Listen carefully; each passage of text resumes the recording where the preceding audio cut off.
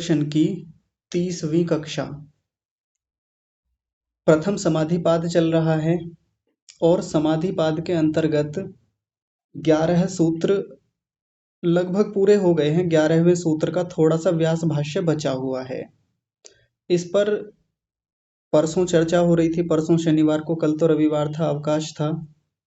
और आज के लिए ऐसा कहा था कि आज के विषय पर हम कुछ महत्वपूर्ण चर्चाएं करेंगे जो सीधे सीधे यहाँ व्यास भाष्य से नहीं हैं, लेकिन वो चर्चाएं हमारे व्यावहारिक जीवन से जुड़ी हुई हैं। तो आज की बातचीत को आरंभ करने से पहले मैं आप लोगों से सबसे पहले एक निवेदन करता हूँ। देखिए, हम जब भी किसी कक्षा में होते हैं, कहीं भी हों, चाहे हम कोई भी कक्षा हो, केवल इसका मतलब ये नहीं कि हम आध्यात्मिक विषयों को पढ़ने के लिए उपस्थित हुए हैं।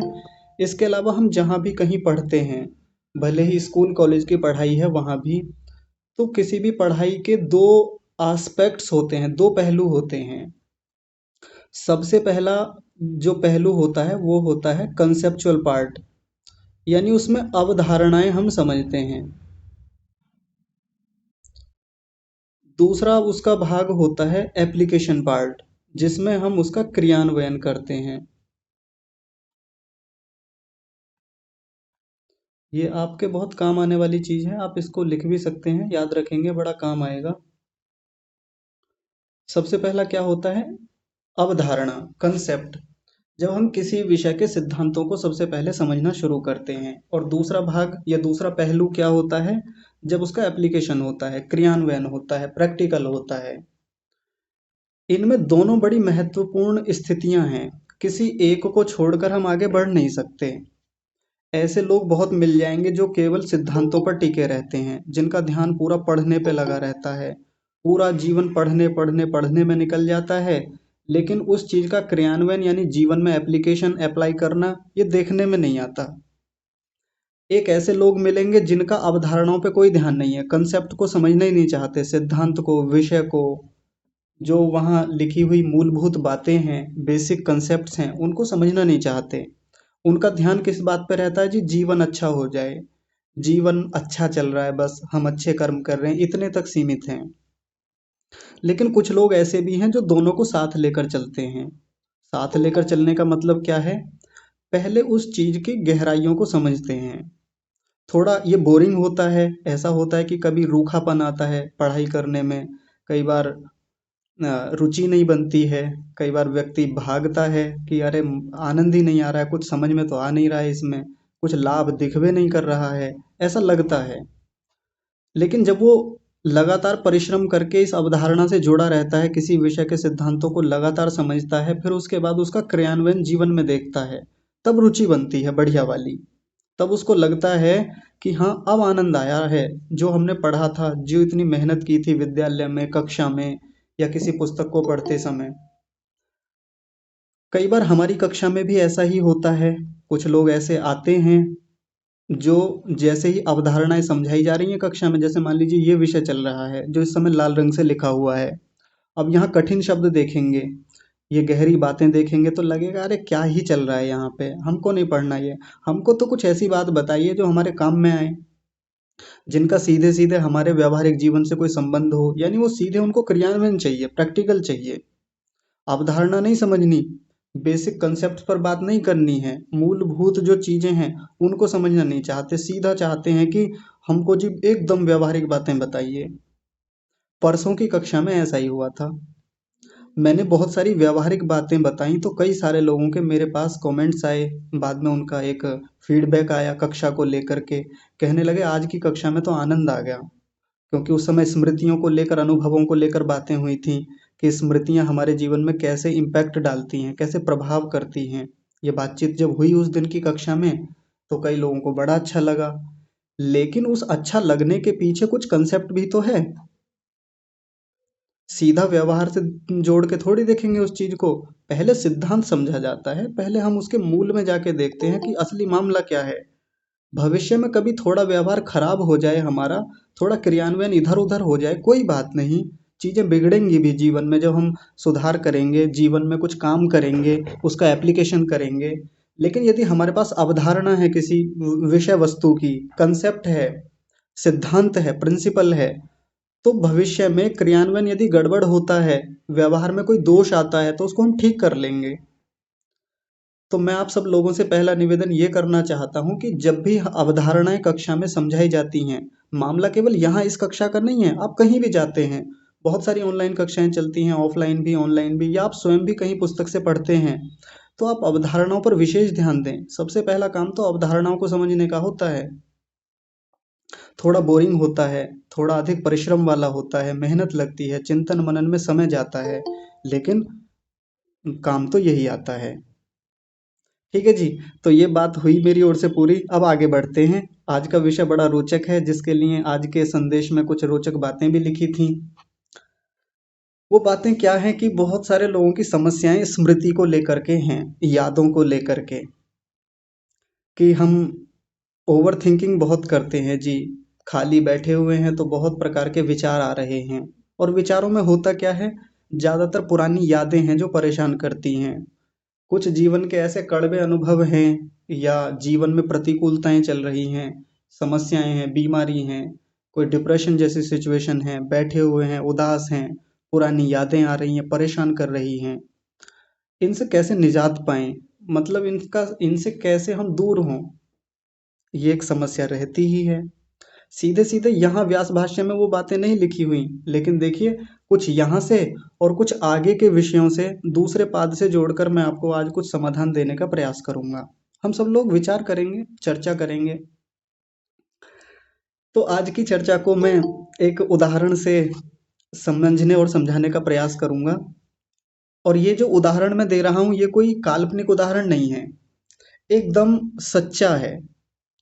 मैं उन लोगों का नाम नहीं लूंगा जिनका ये उदाहरण है, क्योंकि नाम लेना पब्लिक प्लेटफॉर्म पे अच्छा नहीं होता। उनकी अपनी एक व्यक्तिगत निजी जीवन का मामला है। मेरे अपने एक बड़े गहरे परिचित हैं। आज से लगभग 20 साल पहले की बात होगी, उन्होंने एक मेडिकल स्टोर खोला अपने गांव में। तो जब उन्होंने मेडिकल स्टोर खोला, तो गांव में तो यही होता है कि जब हम मेडिकल स्टोर खोलते हैं तो मेडिकल को स्टोर को चलाने वाला जो व्यक्ति होता है, वो अपने आप में एक डॉक्टर ही होता है। तो जैसे डॉक्टर, उनको सब फिर डॉक्टर ही कहते हैं। तो उनके यहाँ बहुत सारे मरीज आते हैं, केवल दवाई लेने नहीं आते, अपनी बीमारी दिखाने भी आते हैं, बीमारी बताते हैं, साथ में वो डॉक्टर का भी काम करते हैं, और अपना मेडिकल स्टोर होता है तो साथ में दवाइयाँ भी दे देते हैं। ऐसा उनका वहाँ से शुरू हुआ। तो जैसे होता क्या है, हमेशा तो वो मेडिकल स्टोर पे नहीं होते। तो मरीज आते हैं, मरीज सबसे पहले घर आके पूछते हैं, जी डॉक्टर साहब कहाँ गए हैं, भैया कहाँ गए हैं। मरीज घर आके बैठ गए। ध्यान से सुनिएगा, बड़ी रोचक चर्चा है, हमारे सबके जीवन में ऐसा होता है, ये तो केवल एक उदाहरण दे रहा हूं मैं।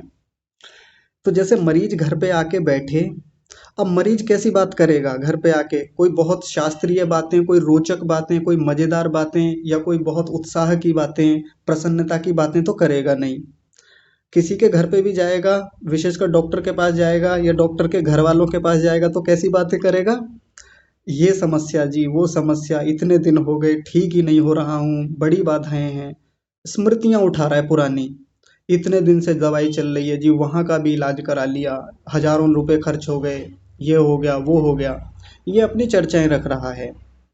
तो उस घर के जो सदस्य हैं, वो क्या करते हैं, सच्ची बात बता रहा हूँ मैं, कोई काल्पनिक बातें नहीं कह रहा हूँ। उस घर के जो सदस्य हैं, महिलाएं, विशेषकर महिलाओं के साथ ज्यादा होता है, जो स्त्रियां हैं, वो अपनी समस्याएं पहले गिनाना शुरू कर देती हैं। मरीज की बात बाद में सुनेंगी, पहले अपना शुरू कर देती हैं। कहती हैं, हमारे देखो जी, ये बेटा भी इतने साल से बीमार है, हमारे मेरी भी बहुत दिनों से दवाई चल रही है, मैं पिछले 20 सालों से दवाई खा रही हूँ, ये दवाई देख रही हूँ सामने जो रखी हैं, ये इतनी दवाइयाँ मेरी चल रही हैं, रोटी की तरह दवाइयाँ खाती हूँ मैं, अब तक ठीक नहीं हूँ, वहाँ गई थी, ऐसा हुआ था, इस डॉक्टर को दिखाया। अब बहुत सारी यादें उठा रही है पुरानी। मैं मायके में थी तब तो मैं बड़ा खुश रहती थी, ठीक थी, जब से यहाँ आई हूँ तब से ऐसा हो गया, मेरी सासू माँ ऐसे कर रही हैं, सुनती नहीं है, उस दिन ऐसा किया था, उस दिन वैसा कर दिया था, मुझसे ये थोड़ी सी गलती हो गई तो ऐसा हो गया। मरीज मान लीजिए किसी सासू के पास जाके बैठ जाए, जो सास है उस घर की, बड़ी स्त्री हैं, तो वो बहू की बुराइयां लेके, जब से ये बहू आई है उस दिन ऐसा कर दिया था, उस दिन वैसा, पुरानी स्मृतियां उठा रही हैं, पुरानी बातों को उन मरीजों के सामने, या जो घर पे मेहमान आए हैं, कोई भी व्यक्ति है, उसके सामने वो चर्चाएं हो रही हैं। आप ध्यान से समझिए इन सब चीज़ों को। ये सब बातें जो घर में हो रही हैं, ये सारी नकारात्मक बातें हैं। इनमें पॉजिटिव यानी सकारात्मक बात एक भी नहीं हुई है अभी तक। और ऐसा आम तौर पर होता ही है। सकारात्मक 1-2% बातें मिलेंगी। दुष्परिणाम क्या होता है, साइड इफेक्ट क्या आता है इस बात का। लगातार जब आप एक ही बातें बोले जा रहे हैं, पुरानी स्मृतियों को उठा उठा के, जी हम तो ठीक ही नहीं है, हम तो ठीक ही नहीं हो रहे हैं, इतने दिन से दवाई चल रही है, ये कर लिया, वो उपाय कर लिया, नहीं हो रहा ठीक, नहीं हो रहा ठीक, नहीं हो रहा ठीक। इसकी क्या वृत्ति नहीं बनती भीतर जाके, संस्कार नहीं बनता क्या इसका। हमने परसों की और उससे पहले की कई कक्षाओं में ये बात की है कि वृत्तियों से संस्कार बनते हैं। बार बार जो बात हम बोलते हैं, देखते हैं, सुनते हैं, सुनने का भी एक संस्कार बनता है। हम किसी दुखी व्यक्ति की बात को बार बार सुने जाते हैं ना, उसका भी संस्कार बनता है, बहुत गहरा संस्कार बनता है। उसकी फिर स्मृति उठ के आती है, फिर याद आती है उसकी, और हम बैठ के फिर और परेशान होते हैं, उससे फिर वृत्ति बनती है, फिर उस बात को दूसरों को सुनाते हैं। और देखिए कितना खतरनाक दुष्परिणाम होता है कि उस मेडिकल स्टोर वाले परिवार के जो सदस्य हैं, हम देखेंगे कि आमतौर पे वो ठीक नहीं मिलेंगे, बीमार मिलेंगे। सीधी बात है, सामान्य रूप से यही देखने में आता है। क्यों? क्योंकि आदत ही ऐसी बन गई है अपने दुखों को रोने की, अपनी पुरानी स्मृतियों को उठा उठा के बार बार उन्हीं पर चर्चाएं करने की। संस्कार गहरा हो रहा है, और ये जो संस्कार जिस रूप में गहरा होता है, फिर वैसी ही वृत्तियों को उठाता है, और शरीर पर उसका वैसा ही साइड इफेक्ट दिखाई देता है। साइकोसोमेटिक डिसऑर्डर के नाम से इसको कहा जाता है मेडिकल की भाषा में। जैसा मन के भीतर होता है, जैसी वृत्तियां होती हैं, वैसा ही शरीर पर प्रभाव दिखाई देता है। एक और उदाहरण लेते हैं, दूसरा। एक माता जी हैं, मैं उन्हें बड़े करीब से जानता हूँ। अपने बच्चे को ऐसे प्रदर्शित करती हैं कि जैसे बहुत केयर करती हैं अपने बच्चे की। और क्या कहती रहती हैं, उधर मत जा, गिर जाएगा, देख नंगे पैर है, ठंड लग जाएगी, देख बाहर मत निकल, जुकाम हो जाएगा, देख बुखार हो जाएगा, देख ऐसे कर लिया तुझे ये हो जाएगा, देख गिरेगा क्या उधर। ये जो वृत्तियां बना रही हैं आप बच्चे के मन में, बच्चे के भीतर जो वो एक शब्द के रूप में जो वृत्ति भीतर जा रही है चित्त में, संस्कार नहीं बनता क्या उसका? जब आप बार बार कह रही हैं ऐसे हो जाएगा, गिर जाएगा, जुकाम हो जाएगा, बुखार हो जाएगा, तो उल्टी हो जाएगी, ऐसे हो जाएगा, बार बार बार बार जब ऐसी बातें कही जाती हैं, फिर उनकी स्मृतियां उठती हैं, फिर उनसे संस्कार बनता है। बहुत खराब चीज है। और ऐसा लगभग हर घर में होता है। हमको बिल्कुल भी बोध नहीं है कि बच्चे के भीतर किस प्रकार की वृत्ति जाती है, बच्चे के भीतर संस्कार कैसे बन रहे हैं, और वो संस्कार फिर कैसे वृत्तियों को उठाते हैं स्मृति के रूप में, यादों के रूप में। बच्चे को जब बार बार कहा जा रहा है कि बीमार हो जाएगा, ऐसा हो जाएगा, वैसा हो जाएगा, देख बाहर मत निकल, देख ठंड लग जाएगी, देख हवा में घूम रहा है, देख आग के पास मत जा। हाँ, सामान्य रूप से बचाया जाता है, लेकिन उसको बचाने का, कहने का तरीका कुछ और होना चाहिए। वो तरीके हमको पता नहीं है। और ऐसे बच्चे जो बहुत ज़्यादा पैम्पर्ड चाइल्ड होते हैं, जिनको पैम्पर्ड चाइल्ड कहा जाता है, बहुत लाड़ प्यार में पले हुए, इस प्रकार से जिनको एक इस रूप में कहा जाता है कि ऐसे मत कर, ये हो जाएगा, ऐसे मत कर, वो हो जाएगा तेरे साथ, निश्चित रूप से उन बच्चों को देख लीजिए, हमेशा बीमार मिलेंगे, हमेशा दवाइयाँ चलती मिलेंगी उनकी। इतना वो दूध नहीं पीते जितनी दवाइयाँ पी लेते हैं पूरे दिन भर में। बहुत खराब स्थिति है। और अपने पेरेंट्स जो हैं उनका इस बात पे कोई ध्यान ही नहीं है। एक दूसरा उदाहरण, और एक तीसरा। आमतौर पे घर में चर्चाएं होती हैं, घर का कोई एक सदस्य है जो छोटा है, उसको बार बार उलाहने दिए जाते हैं, ताने दिए जाते हैं, या मान लीजिए कोई बहू भी है घर में, छोटे बच्चे हैं, कोई भी है, तू तो ऐसे ही रहेगा, तू जीवन में कुछ करेगा ही नहीं, तुझसे कुछ होगा ही नहीं। आप बार बार जो ये कह रहे हैं उसको कि तुझसे कुछ नहीं होगा, तू कुछ कर ही नहीं पाएगा, तू तो हल ही चलाए, तू तो घास ही खोदेगा जी, तू तो मजदूरी ही करेगा, तू जीवन में कुछ नहीं कर पाएगा, रिक्शा ही चलाएगा, बर्तन ही मांजेगा, तू देखना किसी होटल पे जाके बर्तन ही साफ करेगा। ये जो बार बार जो इस प्रकार के उलाहने दिए जा रहे हैं, इनका संस्कार नहीं बनता क्या सामने वाले के भीतर? विचार करके देखिए आप लोग। हम लोग जो प्रतिदिन का व्यवहार करते हैं अपने परिजनों के साथ, अपने स्वजनों के साथ, अपने रिश्तेदारों, छोटे बच्चों, जो हमसे जूनियर हैं, ये बात केवल घरों की ही नहीं है। मान लीजिए ऑफिस में है, एक सीनियर व्यक्ति है, वो भी कई बार अपने जूनियर्स को या जो उसके ऑफिस में काम करने वाले एम्प्लॉय हैं, उनको झड़पता रहता है इस रूप में, तुमसे होगा ही नहीं कुछ, देख लेना तुमसे होगा ही नहीं, कर ही नहीं पाओगे। इन सब का संस्कार बनता है भीतर जाके, स्मृतियां आती हैं फिर उन सब चीजों की। व्यक्ति बैठ के अकेले में उन स्मृतियों को उठाता है, यार मुझसे कुछ होगा ही नहीं, मेरे मम्मी पापा तो, बड़े भैया बड़ी दीदी यही कहते रहते हैं, तुझसे कुछ होगा ही नहीं, बेकार है तू, तेरा जीवन ही खराब है, तुझे तो जन्म दे के ही बड़ा हमने पाप कर लिया। बार बार इन सब चीजों के गहरे संस्कार बन रहे हैं। याद करता है, स्मृति उठती है, अकेले में बैठ के जब याद करता है या करती है, तो याद करने के भी एक संस्कार बन रहे हैं जो हमने देखा था। और उसके लिए पंक्ति क्या आई थी यहाँ पर, स्मृति अनुभवात प्रभवंती। उन स्मृतियों से भी वो संस्कार उत्पन्न होते हैं, पैदा होते हैं, उनकी भी स्मृतयः, उनकी भी अपनी स्मृतियां पैदा होती हैं, उत्पन्न होती हैं, और गहरे संस्कार बनते हैं। ये कोई एक दो उदाहरण नहीं है, जो मैंने आपको तीन चार पांच उदाहरण दिए, हम अपने आसपास में, अपने परिवेश में देखेंगे तो ऐसे ही खूब सारे व्यवहार देखने में आते हैं। टीचर्स को ले लीजिए, अध्यापकों को ले लीजिए जो विद्यालयों में पढ़ा रहे हैं, किसी बच्चे को जो बहुत कमजोर है पढ़ने में, बहुत जल्दी चीजों को नहीं समझ पाता, क्विक लर्नर नहीं है वो, समझने में किसी भी कंसेप्ट को बहुत टाइम लगता है, अब ऐसे व्यक्ति को कई बार वो टीचर क्या कहता है, तू गधा ही रहेगा, तू रहेगा ही मूड, तू नहीं पढ़ेगा, तेरे बस की नहीं है पढ़ना, तू तो ऐसे ही बदमाश ही रहेगा, तू तो है ही ऐसा, तुझसे पढ़ा ही नहीं जाएगा। बार बार एक बच्चे को इसी तरीके से डिमोटिवेट किया जाता है। बच्चा घर पे आता है, एकांत में बैठता है, स्मृति उठाता है, भीतर संस्कार गया है, प्रत्यक्ष प्रमाण से संस्कार गया उसके भीतर, क्योंकि शब्द जब उसको कहे गए तो वो भी तो एक प्रत्यक्ष प्रमाण ही होता है। देखिए यहाँ प्रमाण भी लिखा हुआ है, प्रमाण अनुभवात प्रभवन्ति, प्रमाण से भी स्मृतियां बनती हैं। बार बार शब्द सुने, बार बार भीतर गया, अकेले में जाके स्मृतियां उठा रहा है, उस स्मृति से फिर संस्कार बनते हैं। मुझसे कुछ होगा ही नहीं, सब यही कहते रहते हैं।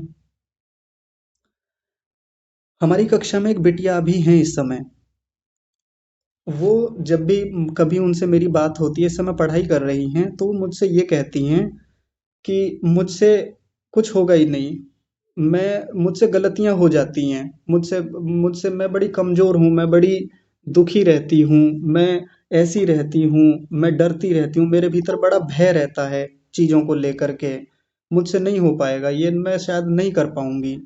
ये नकारात्मकता कहाँ से भरी गई है? इसके पीछे पूरा तंत्र है, इसके पूरे पीछे पूरा एक मैनेजमेंट काम करता है, एक पूरा सिस्टम है। घर का सिस्टम है, पेरेंट्स का है, टीचर्स का है, अपने रिश्तेदारों का है। बच्चा पढ़ाई कर रहा है, पिछले 4-5 सालों से मान लीजिए कहीं बाहर किसी कंपटीशन की तैयारी के लिए गया, अब जब वो कहीं आता है या कहीं रिश्तेदारी में जाता है, रिश्तेदार सबसे पहले पूछेंगे क्या चल रहा है, हुआ कि नहीं हुआ कुछ, तुमसे नहीं हो पाएगा, तुमसे होगा ही नहीं। एक संस्कार डाल दिया उसके भीतर, होगा ही नहीं, तुम नहीं कर पाओगे, इतना आसान थोड़ी है करना। देखिए उसके उसको ये कह रहे हैं इतना आसान थोड़ी है करना, जिस परीक्षा की तुम तैयारी कर रहे हो ऐसे नहीं होगा जैसे तुम कर रहे हो, होगा ही नहीं तुमसे। संस्कार बनता है इन सब चीजों का, स्मृतियां बनती हैं भीतर जाके। हमारे सबके साथ होता है। कक्षा में जो बड़े लोग हैं, आप सभी लोग एक बार विचार करके देखिए, कहीं आप भी तो अपने छोटों के साथ ऐसा ही नहीं करते? देख लीजिए, एक बार विचार करके देखिएगा, बाद में, ऐसा नहीं कि अभी विचार करना है, आज शाम को बैठिएगा ध्यान में, आराम से देखिएगा इन सब चीजों को। या आप अपने बचपन को एक बार टटोल के देखिएगा, उघाड़ के देखिएगा, हमारे बचपन में भी तो ऐसी ही चीजें नहीं हुई, जहां हमारे बड़े लोगों ने, हमारे पेरेंट्स ने या हमारे टीचर्स ने इस प्रकार से हमारे भीतर के संसार को अव्यवस्थित किया है, भीतर के मैनेजमेंट को खराब किया है, वृत्तियों और संस्कारों को बिगाड़ने में उनकी एक बड़ी भूमिका रही है। देख लीजिएगा विचार करके आज सभी लोग। हाँ, लेकिन ये जो बातें मैं आपको बता रहा हूँ, इस बात को लेके झगड़ना नहीं है घर पे। मान लीजिए इस समय कोई कई सारे कक्षा में युवा हैं, 20-21 साल के लड़के लड़कियां भी हैं। अब वो इसी बात को लेके घर पे लड़ने झगड़ने लग जाएं, ऐसा मत कीजिएगा। लड़ाई झगड़ा मत करना किसी से। या जो बड़े लोग हैं वो एकदम से फिर डिप्रेशन में चले जाएं, या फिर ऐसा सोचने लगें कि जी हमसे तो बहुत बड़ा पाप हो गया, बच्चों के साथ इतने सालों तक ऐसा कर दिया हमने। ग्लानि भाव में न जाएं। समाधान क्या है? ये तो अब तक समस्याएं बताई, मूल कारण बताए कि ये होता कैसे है। अब इसके समाधान पर बात करते हैं। उदाहरण जो लिए थे उन्हीं उदाहरणों को उठाते हैं और वहीं से समाधान करते हैं। पहला उदाहरण था हमारा मेडिकल स्टोर वाले एक जो डॉक्टर हैं उनके घर का। जिस समय मरीज आए थे, घर पर बैठे थे, मरीज आके सबसे पहले अपना ही हाल नहीं बताता, पहले पूछता भी है, और जी कैसे हैं आप, या कैसी हैं आप। तो पहले गलती क्या कर रही थी ये घर की देवी जी या घर की माता जी? स्त्रियों के साथ ज्यादा होता है, इसलिए मैं बता रहा हूँ, स्त्रियों का मूल रूप से उदाहरण लिया मैंने। तो पहले क्या उत्तर देती थी? कुछ भी ठीक नहीं है, ये बीमार है, मेरे यहाँ दर्द रहता है, यहाँ पीड़ा रहती है, ये समस्या रहती है। ये था पहला उत्तर हमारा। उत्तर बदल दीजिए, समस्याएं समाप्त हो जाएंगी कुछ दिनों में, गारंटी लेता हूं मैं इस बात की। उत्तर कैसे देना है? जब मरीज कोई आया या कोई रिश्तेदार आया आके पूछ रहा है जी कैसे हैं, सब बढ़िया, एकदम मस्त चंगे। जैसे आपकी भाषा में आप बोलते हैं, कोई चंगा कहता है, कोई मस्त कहता है, कोई कहता है आनंद में है, कोई कहता है जी बहुत अच्छा हूँ, कोई कहता है ईश्वर की कृपा है, आनंद में है, बहुत बढ़िया चल रहा है जी। जीवन कैसा चल रहा है जी? तो एक व्यक्ति तो उत्तर देता है कि बस काट रहे हैं जी, देखिए कट रहा है समय, कैसे निकल जाए ये भी। एक दूसरा व्यक्ति, सब ठीक है, आता जाता रहता है, थोड़ा बहुत अभी चल रहा है, अभी थोड़ी ये बीमार हो गई थी, ये बीमार हो गए थे, थोड़ा मुझे एक बार बुखार आ गया था, हो जाएगा धीरे धीरे, कोई बात नहीं। एक ये भी उत्तर होता है। अब देख लीजिए कैसा उत्तर देना है हमको सामने वाले को। किसी ने फोन किया हमको, तो फोन करने पर सामने वाला जब हमसे पूछता है कि कैसे हैं आप, या मैसेज में कई बार पूछ लेते हैं कैसे हैं, एक उत्तर तो वो होता है जी, फिर अपनी कहानी सुनाने लग जाएं, अपने दुखड़े रोने लग जाएं। एक तो वो है, उसके संस्कार बना लें अपने भीतर और सामने वाले के भी भीतर बना दें। एक दूसरा भी तरीका होता है, गजब, एकदम बहुत बढ़िया जी, अपनी भाषा में बोल दें, जो भी आपकी अपनी भाषा है, अपनी क्षेत्रीय भाषा में, मस्त है जी एकदम। लल्लन टॉप, जैसे बिहार में चलता है ना, लल्लन टॉप है एकदम, ऐसे बोलते हैं ना, केम छो, मजा मच हो। तो जैसा जहाँ का है अपना वैसा बोलें, अपनी भाषा का प्रयोग करें और देखें उसका कितना प्रभाव होता है। मैं गारंटी लेता हूँ इस बात की, इस बात को मैं पब्लिक प्लेटफॉर्म पे बोल रहा हूँ तो ऐसे ही नहीं कह रहा। आप केवल 2-3 महीने इस काम को करके देख लें, आपके जीवन की वो अधिकांश समस्याएं समाप्त हो जाएंगी जिनको लेके आप बहुत लंबे समय से जूझ रहे हैं, जो आपके स्वास्थ्य से संबंधित हैं, जो आपकी मानसिक स्थितियों से संबंधित हैं। इतना सा काम करना है बस। अगला उदाहरण लेते हैं। जो मैंने उदाहरण दिया था एक माता जी का, जो बार बार अपने बच्चे को डांटती हैं, माँ का ही नहीं पिता भी हो सकते हैं, जो ये कहती हैं कि उधर मत जा, जुकाम हो जाएगा, नंगे पैर मत घूम, बुखार हो जाएगा। ऐसे क्यों कहना बच्चे को? हाँ, बचाना होता है, बच्चे का भी ध्यान रखना होता है। बच्चा जब चप्पल नहीं पहन रहा है, जूते नहीं पहन रहा है, टोपा नहीं ओढ़ रहा है, स्वेटर वगैरह नहीं पहन रहा है, तो उसको केवल इतना ही कहते हैं स्वेटर पहन लो। इसके पीछे ये शब्द कहने की क्या आवश्यकता थी कि बुखार हो जाएगा, जुकाम हो जाएगा? अगर आपने वो शब्द बोले हैं तो याद रखें उसका संस्कार पड़ता है। बच्चे के साथ जब आप एकांत में हैं या किसी व्यवहार में हैं, बच्चे से बोलें, अरे आप तो बहुत मजबूत हैं, अरे आपको कोई बीमारी हो ही नहीं सकती, क्यों होगी आपको बीमारी? ये मुझे बताइए कितने माता पिता अपने बच्चे से बोलते हैं? आप एक बार बोल के देखिए बच्चे से। अरे नहीं होगा, आप बहादुर हैं, आप ऐसी थोड़ी हैं, अरे बहुत मजबूत हैं, आपके हाथ दिखाना एक बार। बच्चे से वो जैसे पहलवान लोग ऊपर को हाथ करके अपने डोले शोले दिखाते हैं ना, बच्चे से ऐसे करवाइए। अरे बहुत मजबूत हैं आप, अरे दूध पी के तो आपके भीतर बहुत ताकत आ गई, आपने तो धुआं ही उठा दिया, आपने तो आग ही लगा दी। मतलब ऐसे करके उसका मोटिवेशन किया जाए बच्चे का। आपने तो देखिए इतना वजन उठा दिया, अरे आप तो बिल्कुल स्वस्थ हो गए, बेटा आपके तो हाथ पैर देखो अब कितने मजबूत हो गए, अब तो आप बहुत बड़े हो गए, आप तो इतने प्यारे दिख रहे हैं, आप देखिए बाहर से कितने सुंदर दिखाई दे रहे हैं, अरे आपकी तो मेमोरी बड़ी अच्छी हो गई है, अरे आप तो बड़ी जल्दी चीज़ों को याद कर ले रहे हैं, एक बार में देखा था आपने तो बड़ी जल्दी याद कर लिया।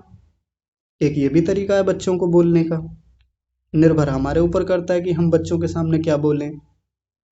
एक तो वो माता जी हैं जो ये कह रही थी कि गधा ही रहेगा, करेगा नहीं, बीमार हो जाएगा, देख चप्पल नहीं पहनी, देख गिर जाएगा, देख ये हो जाएगा, देख जल जाएगा। एक ये भी तरीका था। निर्भर हमारे ऊपर करता है कैसी वृत्तियां बनानी है, कैसे संस्कार बनाने हैं अपने बच्चे के भीतर।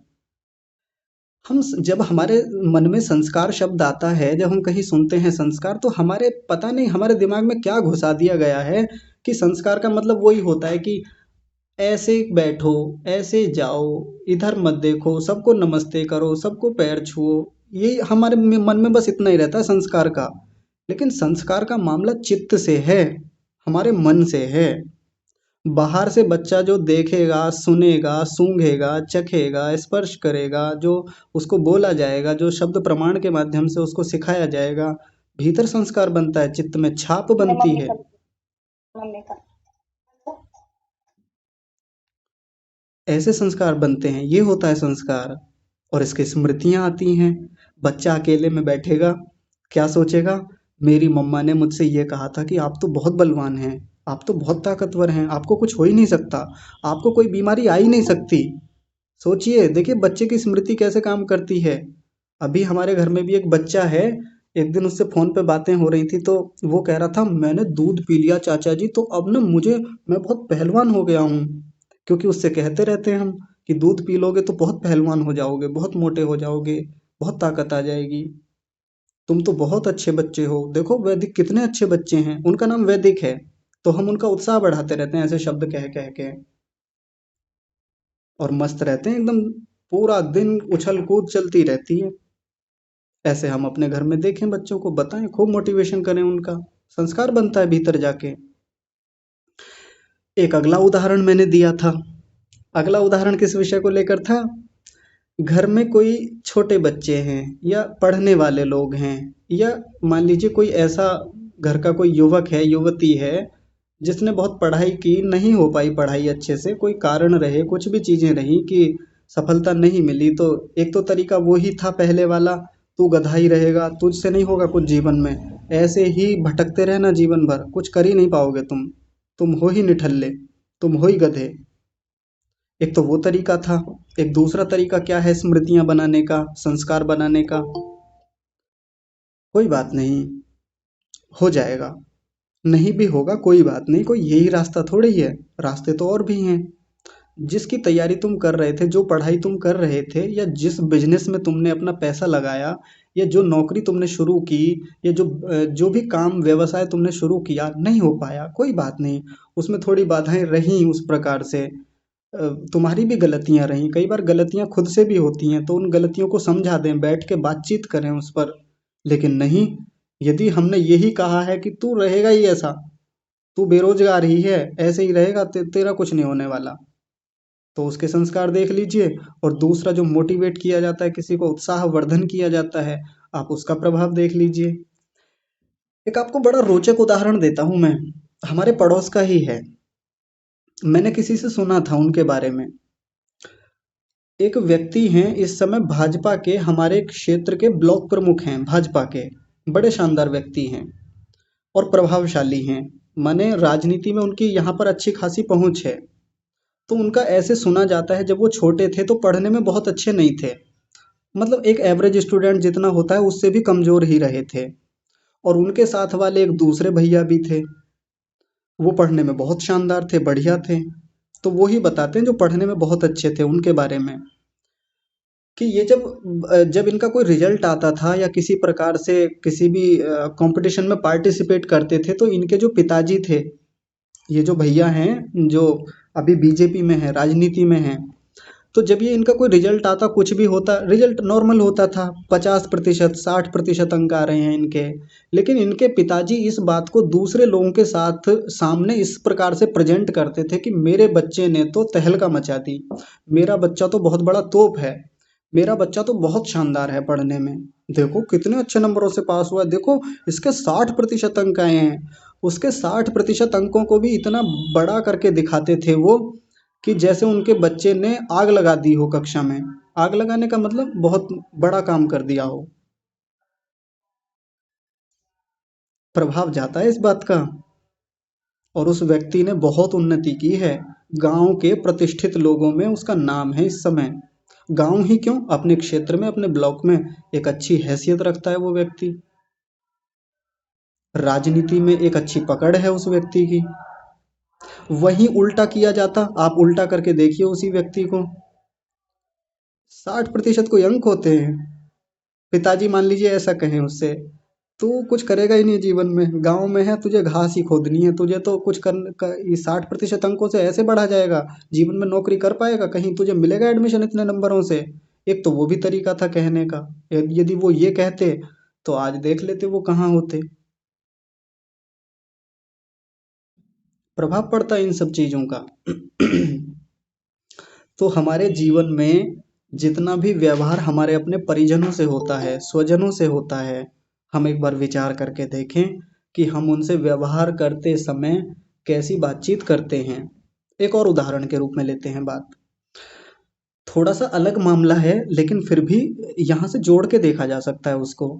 आप सब लोगों ने जगदीश चंद्र बसु जी का नाम सुना होगा, और उनका शायद वो एक्सपेरिमेंट सुना होगा, जब उन्होंने ये एक्सपेरिमेंट करके बताया कि पेड़ पौधों में भी जान होती है, जीवन होता है।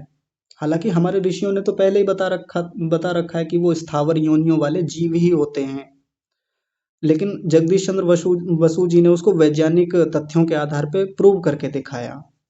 तो ऐसा एक प्रयोग बताते हैं कि एक कमरे में दो कमरे अलग अलग थे, एक कमरे में कुछ पौधे रखे, एक दूसरे कमरे में पौधे रखे। मान लीजिए ऐसे एक उदाहरण से समझें, एक कमरा ए है, एक कमरा बी है। ए कमरे में कुछ पौधे रखे, गमले रखे, और बी कमरे में कुछ पौधे गमले रखे। एक व्यक्ति जाता प्रतिदिन इस ए कमरे वाले पौधों को खूब गालियां देता, खूब इनको भर्त्सना करता, तुम हो ही गधे, तुम हो ही नालायक, मूर्ख हो तुम बढ़ोगे ही नहीं जीवन में, तुम फलोगे ही नहीं, तुम पे फल आएंगे ही नहीं, तुम फूलोगे ही नहीं कभी किसी प्रकार से। वहीं दूसरे कमरे में जाता, बी कमरे में, वहां जाके उन पौधों को खूब आशीष देता कि तुम बड़े शानदार हो, देखो कितनी हरियाली आने लगी है तुम्हारे ऊपर, और अब बड़ी अच्छी स्थिति तुम्हारी हो गई है, बड़ी अच्छी गति हो गई है। अच्छा, कमरे का मतलब आप वैसे समझिएगा, कमरे का मतलब इंडोर वाले पौधे हो सकते हैं वो। कभी आप सोचें कि कमरे में कहाँ से पौधे आ गए। तो इनको खूब आशीष दिए गए, खूब इनका उत्साह बढ़ाया गया। परिणाम कुछ दिनों बाद आ गया था। ए कमरे वाले जो वो गमले थे, पौधे थे, कुछ दिनों में वो धीरे धीरे मुरझाते मुरझाते एक दिन वो सूख गए। ये स्थितियां बन गई थीं। और वैसे ही बी कमरे वाले जो गमले थे, पौधे थे, उनकी स्थिति बड़ी शानदार हो गई, धीरे धीरे और उन्नति को प्राप्त हुए, आगे जाके खूब फले फूले वो। तो जिस चीज का प्रभाव, जिन शब्दों का प्रभाव, जिन स्मृतियों का प्रभाव, जिन संस्कारों का प्रभाव स्थावर योनियों, पेड़ पौधों तक पे पड़ता है, तो क्या हम मनुष्यों पर उसका प्रभाव नहीं पड़ेगा? आप विचार करके देखिए। हमारे यहाँ अभिमन्यु की कथा प्रचलित है, खूब सुना है हमने कि युद्ध की विद्या गर्भ में ही सीख ली थी। कितना सच है कितना झूठ है, वो हम उसके सच्चाई झूठ में नहीं जाएंगे, लेकिन इतना तो समझ सकते हैं ना कि जब अर्जुन कभी भी युद्ध का वर्णन अपनी पत्नी से करते होंगे, सुभद्रा से करते होंगे, कभी भी किसी प्रकार की वीरता की चर्चाएं उन दोनों की आपसी होती होंगी एकांत में, तो क्या गर्भ में जो पल रहा शिशु है, वो जो माता के हृदय से एकदम जुड़ा हुआ है, जो उसके जिगर का टुकड़ा है, क्या वहां जाके संस्कार नहीं बनते होंगे इस बात के, इन सब चीजों के? बिल्कुल बनते हैं। उल्टे भी बनते हैं संस्कार तो। और उसका परिणाम हमने देखा ही है, गर्भ से सीख के तो नहीं आया, सीखा तो बाहर आके ही, लेकिन उसके संस्कार तो गर्भ में ही पड़ गए थे। माता वैसा काम करती है। हम शिवाजी महाराज का उदाहरण जानते हैं, कैसे कैसे वो, कितना उन्होंने परिश्रम किया माता जीजाबाई ने, और उसका कितना सुंदर प्रभाव शिवाजी महाराज पर पड़ा। ऐसे कितने ही एग्जाम्पल हमारे इतिहास में भरे हुए हैं, वर्तमान में भी खूब सारे एग्जाम्पल मिल जाएंगे, इसके विपरीत भी मिल जाएंगे। जब माताओं ने अपनी वृत्तियां बिगाड़ी हैं तो भीतर जो शिशु पल रहा है उस पर साइड इफेक्ट हुआ है, खूब मिल जाएंगे आज देखने में। तो स्मृतियां आती हैं, खूब परेशान भी करती हैं और खूब लाभ भी देती हैं। तो अब इस बात को थोड़ा सा आगे बढ़ाते हैं, अंतिम चर्चा की ओर आपको ले जाना चाहता हूँ। जिन लोगों को बहुत ओवर थिंकिंग होती है, जिन लोगों को बहुत विचार आते हैं, यादें आती हैं, यादों को रोक नहीं पाते, कहते हैं कि बहुत याद आती है जी उसकी, कोई जीवन में था कभी उनके साथ रहा संबंध में, कोई दोस्त हो सकता है, कोई रिश्तेदार हो सकता है, कोई भी है, किसी के साथ कड़वा अनुभव रहा, किसी के साथ मधुर अनुभव रहा।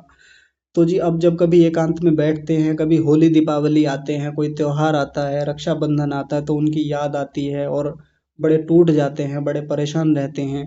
ये स्मृति ही तो है जो परेशान करती है, ये स्मृति ही तो है जो बार बार हमको और दुख दे जाती है। जब हमारा कोई पुराना अनुभव था, क्योंकि ये हमने पढ़ा था यहाँ पे, अनुभूत विषया संप्रमोशः स्मृति, अनुभूत किया हुआ कोई विषय होता है, पहले से हमने कोई अनुभव किया, अनुभूति की, पहले कुछ झेला था, पहले कुछ अनुभव किया हुआ था, तो उसका वापस उपस्थित हो जाना, उसको स्मृति कहा जाता है। कोई व्यक्ति हमारे संबंध में था, मान लीजिए कोई दोस्त रहा हमारा, उसके साथ जीवन बहुत बढ़िया से चला, रिलेशन अच्छे से रहा, अच्छी भी यादें रहीं, खराब भी यादें रहीं, उसने बहुत हमारा नुकसान भी किया, हानि भी की, और एक दिन धोखा दे के चला गया। मान लीजिए कोई उसने स्पैम किया, किसी प्रकार से कोई धोखाधड़ी की और वो चला गया, रिलेशन खत्म हो गया। लेकिन आज जब भी हम याद करते हैं उस बात को, तो फिर मन भर आता है, मन में फिर उसके प्रति द्वेष उत्पन्न होने लगता है कि यार बड़ा दुष्ट आदमी था, ऐसा था, वैसा था, धोखा दिया। या बाकी और भी किसी भी रिश्ते में ले लें, आपसी रिश्तों को ले लें जो घर के होते हैं, सास बहू के या अन्य, सास बहू के रिश्तों में ज़्यादा होती है समस्या, इसलिए मैं बार बार इसका उदाहरण जरूर उठाता हूँ। तो इन्होंने आपसी लड़ाइयाँ हुई सासू की और बहू की, तो उसी बात को उठा के बार बार स्मृतियाँ करती रहेंगी, बार बार बातचीत करेंगी, बार बार याद करेंगी। बहू अब पास में है भी नहीं, लेकिन सासू जो हैं वो उन्हीं बातों को याद कर करके, उन्हीं चीज़ों को उठा उठा करके, स्मृतियाँ उठा के अपने भीतर के संस्कार फिर खराब कर रही हैं। भूल जाती है कि जिन चीज़ों को याद कर रही हैं, अपनी पड़ोसन को सुना रही हैं, या कहीं अपने मायके में जाके अपनी बहू की बुराइयां कर रही हैं, या उल्टा कर लीजिए, कोई बहू है वो अपनी सास की बुराइयां अपनी पड़ोसन से कर रही है, या अपने मायके में जाके अपने माँ पिताजी, अपनी सहेली किसी से कर रही है, फिर से संस्कार बना रही है उसी बात के, गहरे हो रहे हैं संस्कार। तरीका क्या है फिर इनको ठीक करने का? सबसे पहला तरीका तो यही है कि अपने आप को व्यस्त रखें। ये जो स्मृतियाँ उठती हैं, या ये जो इस प्रकार की चर्चाएँ समाज में होती हैं, ये उन लोगों का काम ज़्यादा है जिनके पास कुछ काम ज़्यादा नहीं है, जिनके जीवन में कोई लक्ष्य नहीं है, टारगेट नहीं है। ये मैं एक मोटा स्थूल तरीका बता रहा हूँ अभी। या तो आपके जीवन में कोई ऐसा गोल हो, लक्ष्य हो, टारगेट हो, जहाँ आप अपने आप को व्यस्त रखें, तो फिर ये स्मृतियाँ परेशान नहीं करती, स्मृतियाँ रुक जाएंगी, सीधी सी बात है। व्यस्त लोगों को, परिश्रमी लोगों को ये स्मृतियाँ दुखी नहीं करती, जो पुराने खराब अनुभव हैं, ये सीधी सी बात है। यदि आपको पुरानी यादें परेशान कर रही हैं, ओवर थिंकिंग बहुत दिक्कत दे रही है, सीधी सी बात है, आप आलसी हैं, आप निकम्मे हैं, सीधा कहूँगा। आपके जीवन में कोई लक्ष्य नहीं है, आपने कभी किसी टारगेट के लिए अपना कोई परिश्रम पुरुषार्थ किया ही नहीं है। नहीं तो जिस व्यक्ति के जीवन में एक सामने सधा हुआ लक्ष्य है, फुर्सत है उसको इन सब बातों पे विचार करने की, इन स्मृतियों को उठाने की? बताइए। खाली बैठे हैं, पड़ोसन आके बैठ गई हैं, पड़ोसी आके बैठे हैं, मायके में गई हुई हैं, या कहीं गए हुए हैं, दोस्तों में बैठे हैं, खाली वेले बैठे हुए हैं एकदम। तो अब बताइए, स्मृतियां नहीं आएंगी तो क्या आएगा? ऐसे में कौन सा साक्षात्कार होगा? स्मृतियां ही आएंगी पुरानी, कभी खुद उठा लेता है व्यक्ति। लेकिन स्मृतियां आना या उठाना कोई बुरी बात थोड़ी है, स्मृतियां आती हैं, सामान्य रूप से खुद भी आती हैं, कई बार हम भी उठाते हैं। तो अब देखिए, मान लीजिए किसी की स्मृति आई, कड़वे अनुभव की कोई स्मृति आई पुरानी, आने दीजिए, कोई समस्या नहीं, कई बार तो खुद उठाइए, उठा लीजिए। लेकिन कैसे उठाएं? प्रतिपक्ष भावना के साथ। आगे दूसरे पाद में समाधान देंगे ऋषि, प्रतिपक्ष भावना के साथ उठाएं किसी भी स्मृति को। कैसे उठाएं? वो जो व्यक्ति था उसके साथ संबंध ठीक रहा, कोई बात नहीं, अभी तो हमारा क्या है, उसके प्रति एक द्वेष भरा हुआ है मन में, लेकिन उसकी प्रतिपक्ष भावना करें कि यार बंदा अच्छा भी था, देखो इतना सहयोग भी तो किया, कोई बात नहीं, अब रहा इतने दिन, ये प्रतिपक्ष भावना होती है। अभी का जो विचार कैसा चल रहा है, द्वेष, दुश्मनी को लेकर के, उल्टा कर दीजिए, यार अच्छा भी था बंदा, ऐसा ही थोड़ी है, या सासू माँ हर मामले में बुरी थोड़ी है, भाई सहयोग भी करती हैं, या बहू हर मामले में बुरी थोड़ी है, काम भी तो करती है, या और भी बहुत सारी अच्छाइयाँ होंगी। हर व्यक्ति अच्छाइयों और बुराइयों का मिला-जुला मिश्रण होता है। लेकिन हम लोगों के साथ समस्या ये होती है कि हम बहुत सारी अच्छाइयों को छोड़ करके किसी व्यक्ति की एक बुराई पे जाके टिक जाते हैं। यही सारी समस्याओं का कारण होता है। प्रतिपक्ष भाव ना करें। जिस सासू या जिस बहू की हमें केवल बुराइयां दिखाई दे रही हैं, और बुराई ज्यादा नहीं होती, वो एक दो तीन बुराइयां ही होती हैं जिनको लेके ये सब व्यवधान है, ये सब समस्याएं हैं। प्रतिपक्ष भावना कर लीजिए। बहू की एक बार वो जो 97 98 अच्छाइयां हैं उनको याद करके देखिए, तो वो जो दो तीन बुराइयों पे जाके जो मन टिक गया है, जो हम फोकस हो गए हैं, वो समस्या समाप्त हो जाएगी। सीधा सा उपाय है, एकदम सामान्य सा उपाय।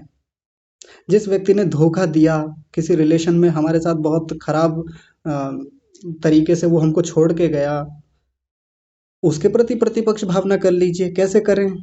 यार उसके साथ बिताया गया समय ने बहुत हानि की, अब आगे सावधान रहूंगा, आगे से नहीं, अब आगे से इस प्रकार के किसी व्यक्ति से संबंध रखूंगा ही नहीं, पहले देख लूंगा, इतनी गहराई में किसी के साथ नहीं जाऊंगा, दोस्ती रखूंगा किसी से या किसी के साथ रिलेशन रखूंगा बिल्कुल, ये तो रिलेशन तो चलते ही हैं जब समाज में रहते हैं, लेकिन इतना गहरा नहीं जाऊंगा। ये एक तरीका होता है बढ़िया से। यदि कड़वी यादें हैं तो, यदि किसी के कड़वे अनुभव हैं, पुरानी खराब स्मृतियां आ रही हैं, तो आने दीजिए, कोई दिक्कत नहीं, उठा लीजिए। ऐसे ही संस्कारों को दग्धबीज किया जाता है। यही तरीका होता है व्यवहारिक जीवन में। जो संस्कार पहले बने हुए हैं उनको ऐसे ही काटा जाता है प्रतिपक्ष भावना से। और आगे खोलेंगे इस बात को, प्रतिपक्ष भावना और कैसे प्रबल की जाती है, कैसे संस्कारों को हम व्यवहारिक जीवन में कमजोर कर सकते हैं, तनु कर सकते हैं। अब इसमें एक दूसरा पक्ष भी होता है, अच्छी यादें, अच्छे अनुभव। अच्छे अनुभूत भी तो विषय होते हैं, उनकी भी अपनी एक स्मृति होती है। तो जिस समय कड़वे अनुभव आ रहे हैं, कड़वी स्मृतियां आ रही हैं, तो क्यों उठानी? थोड़ी देर के लिए रोक लीजिए। जीवन में अच्छे अनुभव भी तो होते हैं। लेकिन कुछ लोग ऐसे होते हैं मनहूस टाइप के, जिनको केवल खराब ही बातें करनी है हमेशा, जिनको केवल दुखों को ही रोना है। जी मेरे साथ तो ये हुआ, मेरे साथ तो बड़ा अन्याय रहा जीवन में, मैं तो जहाँ भी रहा या जहाँ भी रही मेरा तो शोषण ही हुआ, मेरे साथ तो हमेशा लोगों ने ऐसा ही किया, मैं तो हमेशा पिसी ही हूँ, हमेशा मुझे तो दबाया ही गया। एक तो ये अनुभव है, इनको उठाते रहिए, इससे तो नुकसान ही होगा। आप याद करके देखिए अपने जीवन को, उठाइए पिछले 30 40 50 60 साल के जीवन को। उसमें केवल कड़वे अनुभव ही थोड़ी हैं, और आप देखेंगे कड़वे अनुभवों का हिस्सा तो कुछ 10 5% ही होता है, ज्यादा होता भी नहीं है। जीवन में प्रतिकूलताएं बहुत कम हैं हमारे, अनुकूलताएं बहुत ज्यादा हैं, सुख बहुत रहे हैं हमारे जीवन में, उनको याद नहीं करेंगे। उनकी भी तो स्मृतियां उठाइए, उसका भी तो संस्कार बनाइए, उसका कौन बनाएगा संस्कार? संस्कार तो आपने खराब स्मृतियों के बना रखे हैं, खराब अनुभवों के बना रखे हैं। तो उठाइए फिर अच्छे अच्छे संस्कार, अच्छी स्मृतियां उठाइए। कहीं आप गए थे घूमने के लिए, कहीं नए लोगों से मिले थे, वहां आपने मौज मस्ती की थी, या वहां पे आपने कुछ अच्छे लोगों से अच्छी चर्चाएं की थी, कुछ अच्छे आश्रमों में गए थे, कुछ गुरुकुलों में आप घूमने गए, गौशाला में गए, आपने किसी गौ गाय की सेवा की, किसी असहाय जीवों की सेवा करी, आपने किसी भूखे को भोजन करा दिया। हजारों चीजें हैं हमारे जीवन में जहाँ बड़े प्यारे अनुभव हमारे रहे। आपके जीवन में 100, क्षमा कीजिए, आपके जीवन में कोई 95 लोग ऐसे भी हो सकते हैं जो बहुत अच्छे हैं आपके रिश्ते में, अच्छे रिलेशन है उनके साथ, लेकिन उनको छोड़ के केवल 5 लोगों पे टिक गए हैं, 2 लोगों पे या एक व्यक्ति पे टिके हुए हैं कि यार ये बड़ा खराब है, हमेशा परेशान करता रहता है, हमेशा इसने मुझे धोखा ही दिया, ये धोखेबाज निकला, ये ऐसा निकला। तो खराब अनुभव बनेंगे। तो इन 5 लोगों पे क्यों उतना ध्यान देना? उसके लिए आगे एक तरीका बताएंगे, उपेक्षा करना उनकी, और फोकस किन लोगों पे हो जाना, उन 95 लोगों पे हो जाना जो हमारे साथ रिश्ते में अच्छे हैं। उनको तो हम नहीं उठाते, उनकी तो बात नहीं करते। हमने अपने जीवन में साधना की है, हमने अपने जीवन में खूब अध्ययन किया है, स्वाध्याय किया है, उसको याद करना, उसकी स्मृतियां उठाना कि देखिए पहले हमने साधना की थी और हम बड़ी गहराई में जाते थे साधना में, और ये बड़े अच्छे अनुभव थे उस समय के साधना के बड़ी एकाग्रता थी। हमने भीतर के संसार को देखा है, वो भी तो एक स्मृति होती है। उसको क्यों नहीं उठाते? उसको भी उठाएं हम, उसके भी संस्कार बनाएं।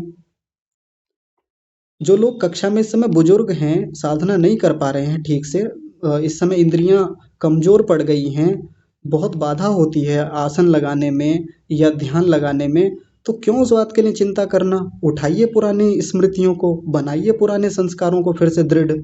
अब नहीं कर पा रहे हैं, लेकिन भीतर जो व्यवहार हमारा स्मृतियों और संस्कारों के रूप में बार बार बार बार चलता है, याद रखिए दृढ़ भूमि बनाने वाला होता है। 14वां सूत्र आएगा, दृढ़ भूमि बनती है उससे, भीतर मजबूत स्थिति बनती है। अगले जन्मों के लिए आप बड़ी अच्छी तैयारी कर लेंगे। भाई जब आप युवा थे, आप साधना तब आप करते होंगे, बड़े अच्छे अनुभव रहे होंगे उस समय के युवावस्था के, उस समय के बड़े अच्छे ज्ञान के अनुभव रहे होंगे, स्वाध्याय के, सत्संग के, भजनों के, ईश्वर भक्ति के। जब आप बड़ी एकाग्रता में जाके बड़ी गहराई में आपने अनुभव किया है चीज़ों का, आप प्रकृति से जुड़े हैं, आप आत्म तत्व से जुड़े हैं, आप अपने अंदर के संसार से जुड़े हैं। उठाइए उन अनुभवों को, क्यों रोना, क्यों दुखी होना, क्यों ग्लानि भाव में जाना, क्यों हताश होना इस वृद्धावस्था में आके। तो स्मृतियां उठाने के तरीके होते हैं अपने। अब हमको तय करना है हमको किस प्रकार से स्मृतियां उठानी है और कैसे संस्कार बनाने हैं। तो आपको याद होगा पिछली 2-3 कक्षा पहले एक बात कही थी, अध्यात्म की शुरुआत तो यहीं से होती है। अध्यात्म की शुरुआत वहां से नहीं है कि परमात्मा ऐसा है जी वैसा है, ना ना परमात्मा ऐसा नहीं है, नो नो। लगे पड़े हैं बहस में, लगे पड़े हैं तर्क में, जप में लगे हुए हैं, इतनी माला कर ली जी, मैं तो इतने तीर्थ घूम आया जी, मैंने तो ये कर लिया जी, मेरा तो यहाँ ध्यान बहुत बढ़िया लगता है, मेरा तो यहाँ त्राटक कर लेता हूँ, मैंने तो ये हठ योग सिद्ध कर लिया, मेरा तो आसन सिद्ध हो गया जी, मुझे तो ये सिद्धियां प्राप्त हो गई। वो अध्यात्म की बहुत बाद की बातें हैं। अध्यात्म की शुरुआत, अध्यात्म का जो बचपन है वो यहाँ से विकसित होता है, वृत्तियों और संस्कारों से। बात आ रही है समझ में? विचार कीजिए। तो देखिए, अब मैं उस बात को लेके आता हूँ जहाँ से शुरुआत की थी। एक होती है अवधारणा, एक होता है क्रियान्वयन किसी भी विषय का। आज की चर्चा आप लोगों को बड़ी रोचक लगी होगी। जितने लोग कक्षा में शुरू में जुड़े थे, हिले तक नहीं है अभी तक, गंभीरता से जुड़े हुए हैं। ये मेरे हाथ में है कि आप लोगों को कक्षा में कैसे रोके रखना है या कैसे जाने देना है। अगर मैं केवल क्रियान्वयन पर बात करूं तो आप एक कदम भी नहीं हटा पाएंगे कक्षा से, आप हिल भी नहीं पाएंगे, आप एक एक बात को बड़े ध्यान से सुनेंगे। लेकिन यदि मैं अवधारणा पर बातें करूं तो हो सकता है इस समय तक कक्षा में कुछ 30-40 लोग रह जाते हैं। अभी लगभग 70 लोग हैं कक्षा में। निवेदन वही करूंगा जो शुरू में किया था। अवधारणा को नहीं समझेंगे, क्रियान्वयन बिगड़ जाएगा। तो जिन लोगों ने अवधारणा को ठीक से समझा है, उनका जीवन बड़ा शानदार हो जाता है, क्रियान्वयन बहुत बढ़िया से करते हैं। थोड़ी बहुत चीज़ें बिगड़ सकती हैं, इधर उधर हो सकता है आगे जाके, जीवन में, व्यवहार में, एप्लीकेशन में हो जाए, कोई बात नहीं। अवधारणा को फिर से उठाएंगे, अपने उस सिद्धांत को, उस ऋषि के सिद्धांत को फिर से पकड़ेंगे जा करके, ऋषि ने क्या बताया था। ये जो गहरी बातें लिखी हुई हैं यहाँ पे व्यास भाष्य में, पतंजलि के सूत्र में, उठा लीजिए और आगे बढ़ जाइए। कितना बढ़िया तरीका है। ठीक है जी, तो मेरी बात तो यहीं पूरी होती है। आज की बातचीत को यहीं विराम देते हैं। इस जो व्यास भाष्य है इसमें कुछ 2-4 चीज़ें बची हुई हैं, इनको कल पूरा करके, और अब आगे की जो चर्चाएं होंगी बड़ी रोचक होने वाली हैं, बड़ी मज़ेदार चर्चाएं हैं। अब इन वृत्तियों को कैसे रोका जाए उसके उपाय शुरू होंगे, वैराग्य को समझेंगे हम लोग, अभ्यास को समझेंगे, मन कैसे प्रसन्न रखा जाए उसके बड़े सारे उपाय बताए हैं ऋषि ने। हमको पता ही नहीं है मन प्रसन्न रखने के उपाय हमारे ऋषियों ने बताए हैं। मन के एकाग्रता के कई सारे उपाय आगे एक साथ आएंगे लगातार। हम लोग योग मार्ग में आने वाले विघ्नों को समझेंगे, वो विघ्न होते कैसे हैं, हटाएं कैसे उन विघ्नों को, इस पर एक लंबी चर्चा चलेगी। ईश्वर का स्वरूप कैसा होता है, योग दर्शन व्यापक रूप से खोलेगा ईश्वर के स्वरूप को, समाधि के स्वरूप को और आगे खोला जाएगा विस्तार से। तो उन रोचक चर्चाओं के साथ हम लोग आगे मिलते रहेंगे अगली कक्षाओं में। आज की कक्षा को यहीं विराम। आप सभी को सादर प्रणाम। हम सभी आनंद में रहें, प्रसन्न चित्त रहें, उत्साहित रहें और आगे बढ़ते रहें।